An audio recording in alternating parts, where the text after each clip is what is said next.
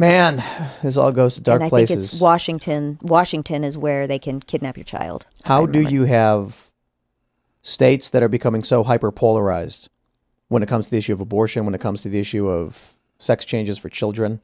You've got some states that are absolutist and some states that are abolitionist. Mm-hmm. Yeah. And so, using that language, of course, I wonder where this ends up. If, a lot of people have said it's a good thing. I hear that a lot from conservatives. It's very interesting to me. They say, it's good that we're getting federalization. Let the blue states do what they want. And I'm like, okay, well, the blue states are saying they're going to take your kids without your consent or knowledge, and then they're going to sterilize them. Why do you not think that law enforcement should be able to, if your child runs away to Washington at 14, 15, and the state of Washington then performs a sterilization procedure, whatever the procedure may be, the federal government's not going to do anything for you. What do you do? I mean, there's not much that you can do. Like if the Congress passed these laws, the Congresses in their states, their state legislatures passed these laws saying, "Oh, we're a trans refuge state now," is what they call them.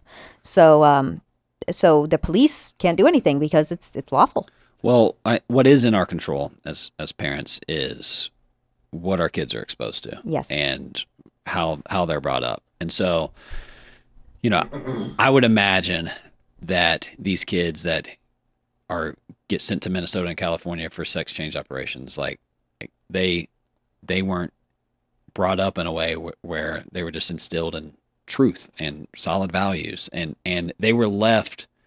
Their children are vulnerable, and it sounds like they were left out with the wolves.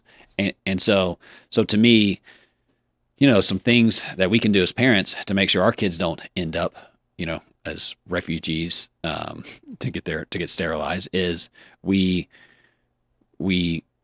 teach them truth. We teach them right from wrong. We get them away from screens until they are like 16, 18, where their brains fully developed, their worldviews developed. We pay attention to who they hang out with. We ourselves, I think all of us need to do a better job of building stronger communities. Community in this country has just evaporated, and it's left all of us vulnerable because we don't have those roots. Roots give us strength and purpose and strong relationships that, hey, if I know if I say something stupid here, I'm still going to be beloved back home because I have a strong community. But if all my relationships are online and they're fragile and they're shallow, then I'm vulnerable for groupthink and all of that. So I think it just comes down to we just need to do a better job with our kids as parents. And then I think a lot of these government, a lot of these issues won't affect our kids. Yes, you make a lot of really good points. I do want to point out, though, that a lot of children, even raised in the best household, because of who they associate with, will rebel. And in the way that, I may have rebelled as like a skater kid in the 90s, they might rebel as trans. They might rebel as non-binary. They might rebel in a different way to kind of set them apart, because that seems to be what this is a lot of the time. So it is very important to know your children's friends, to meet their parents, make sure that they're from a good home. Yeah. Something, because if your child's going to be spending time there, then your child's going to be in that home too, and you want to just make sure that they're safe as well. You know where we're headed? Where?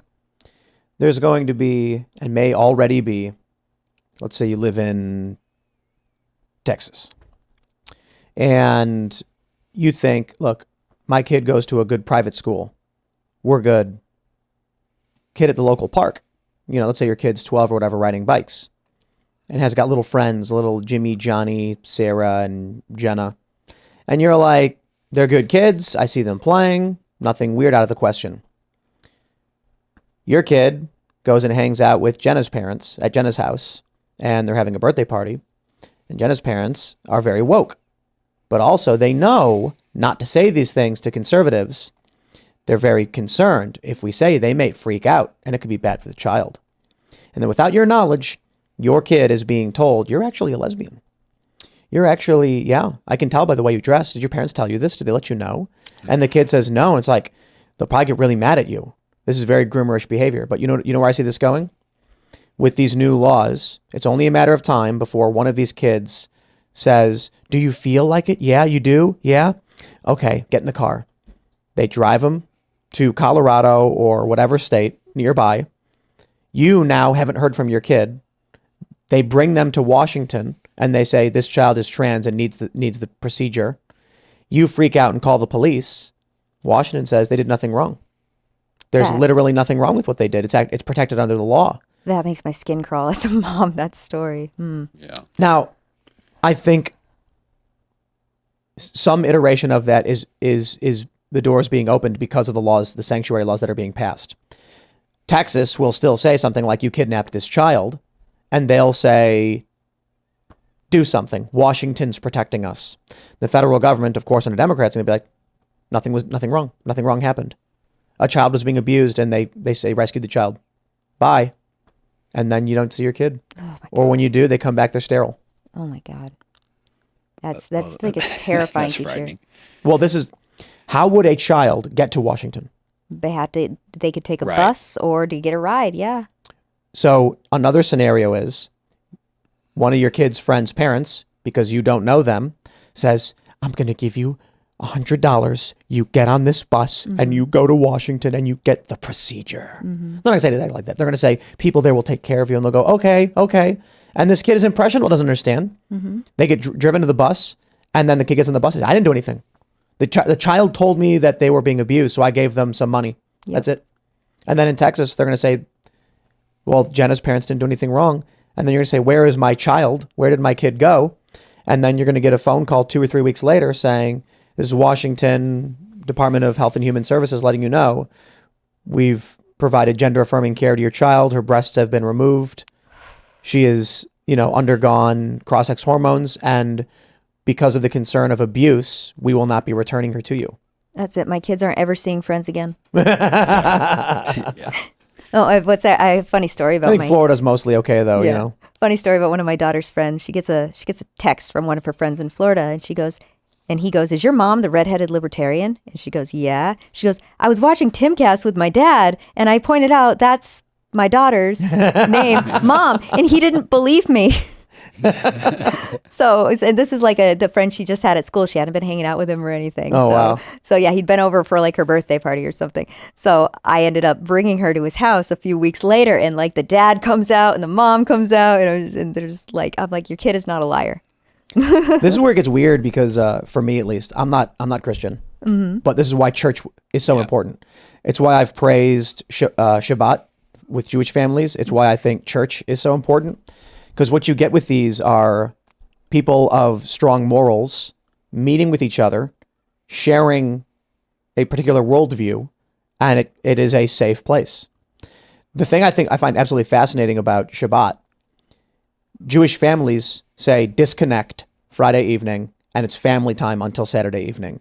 And what that does is it creates a protective barrier against the ills of social media, where your kids are they're trying to indoctrinate you and all these things. Now you have 24 hours where it's just the family together talking. And then if a kid says something, they can say, let me explain to you. Yeah. The same thing with church. You have people on Sunday. They show up. They share a communal moral framework. They know each other. They trust each other. And it is substantially safer having your children associate. You know what really blew my mind? I was hanging out with Seamus Coughlin of Freedom Tunes. He was at church, and he let us know, like, I'll be getting out around this time. We'll meet up. We meet up with them, and we're hanging out outside of this church in Charlestown, West Virginia. And all of these little kids are wearing they're dressed up. They have ties. They have button-up shirts. And I was just thinking to myself, like, look, man, you can rag on religion and Christianity and whatever, and there's bad people of all backgrounds. But when I see a bunch of little kids dressed nicely, being polite, giggling, and having a good time, and then I think about what it was like in Chicago at these public schools, I'm like, church is better for your kids. Yeah. Religious schools. I wonder about this, because I went to Catholic school when I was younger, and my parents, who were Christian, and my mom is still very Christian, said it wasn't about religion. It was about community and a good school that would raise kids right. That's why they wanted us to go there. And then eventually we encountered hard times. It became expensive, so public school was free, and that's what we opted for. But I do think it was very good for me to go from kindergarten until the end of 5th grade at a Catholic school, which was much more rigid, and then go to public school and go, my God, like seeing what was going on in public schools was crazy. Yeah. Drugs, drinking. And these are middle schoolers. And you were South Side, right? Yeah. Yeah. Southwest. Okay. So it's the South Side, It's rough. but it's like slightly better than the like South Side. South Side. Yeah. Yeah. Yeah. Yep. Yeah, you touched on a lot, but there, it's not a coincidence that as America, we used to be a strongly Christian country, and over the past 30, 40 years, it's become more or less a secular country. And I think that's probably at the root of a lot of this is you had stronger churches, you had just the overall culture was a Christian culture, and that was the standard, and as we've gone away from that, it's a lot of chaos because we all want to be our own gods, and being our own gods allow us to make our own rules of what's right and wrong, and that's a recipe for chaos. And I think that's what we're seeing. Yeah.